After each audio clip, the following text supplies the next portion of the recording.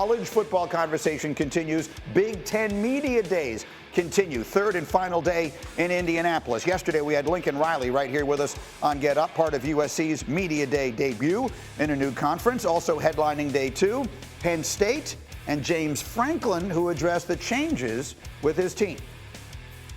They chose Penn State just like I chose Penn State to compete for championships, and we embrace that. But we are one of the few programs in the country you can win 10 or 11 games and people are unhappy.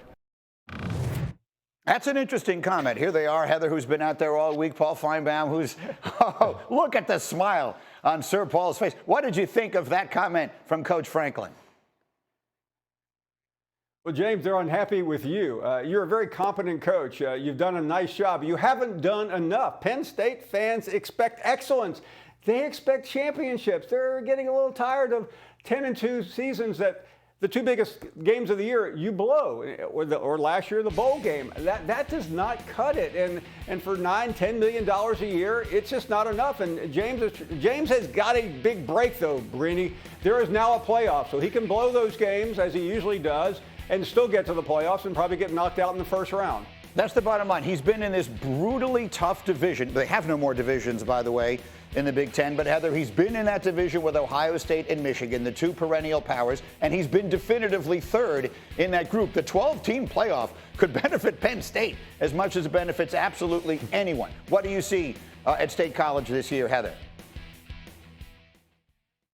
Well, when you look at what James Franklin has done, he has had top 12 finishes in 6 of the past 8 years. He has won the Big Ten in 2016 and has never been to the college football playoff. So this sets up perfectly for them. They don't play Michigan. They do play Ohio State. But to your point, you don't have to win the Big Ten to get in this thing. But what they can't do is lose that season opener at West Virginia. I talked to James Franklin about this yesterday.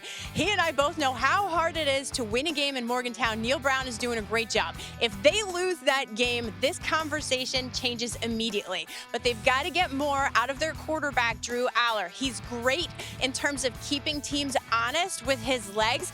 He is an efficient quarterback. He doesn't make a lot of mistakes, but James Franklin's looking for more explosiveness out of that passing game. They've got to maintain that stingy defense, and they can be an at-large team.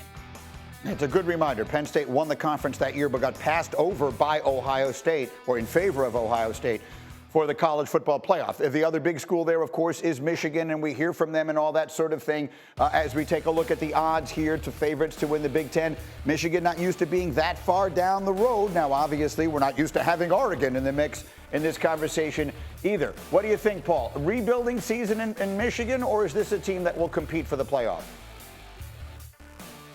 I think they will compete for the playoffs. Sharon Moore had a great year as an understudy. He got to coach in 3 or 4 big games. He dealt with the pressure, and I thought he dealt with it very, very well. This is a better team than I think everyone is giving credit. The defense is outstanding. There's some questions on offense. The schedule is the issue. That Texas game early in the season, they're going to have to turn that game because they can't afford probably more than 2 losses unless they get very lucky. So I think they're a legitimate playoff team. They are on the cut line, but they better turn a game or 2. Are they the 4th best team in the conference, Heather? Does that seem right based on where the odds are? That seems about right, but that doesn't mean they're a playoff team. And Paul glossed over the offense that only returns 24% of the offensive production from last year. That's 132nd in the FBS. The struggle is real here in terms of reloading this team. But I think that they can be a fringe team. Who knows if there's going to be a 3-loss team in the college football playoff, but they can lose 3 games. Texas, Oregon, Ohio State, maybe that road trip to Washington. I think Smart Money says there will be a 3-loss team that winds up getting in. One more thing. Anyone who watches our shows knows that Paul Finebaum is one of my favorite people in the world. And Paul told us earlier this week that he is going to miss having Jim Harbaugh in college football. And so, Paul, just for you, I want you to enjoy a little bit of Jim Harbaugh's opening news conference yesterday with the Chargers. Feels like New Year's Day, feels like being born. Feels like coming out of the womb, It's like you're in there and it's comfortable and it's safe, and now you're out, you're born, the lights are on, it's bright, chaos, people looking at you.